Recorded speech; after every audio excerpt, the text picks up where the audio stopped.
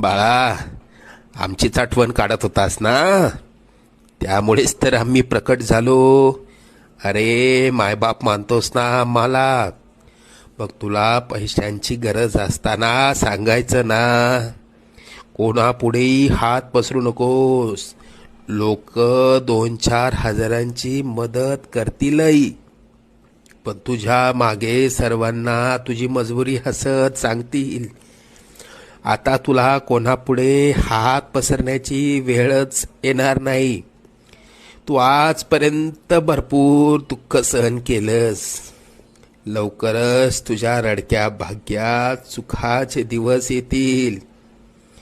तुझ्या मनात असलेली इच्छा पूर्ण होऊन अक्कलकोटला पेढे घेऊन येणं होईल.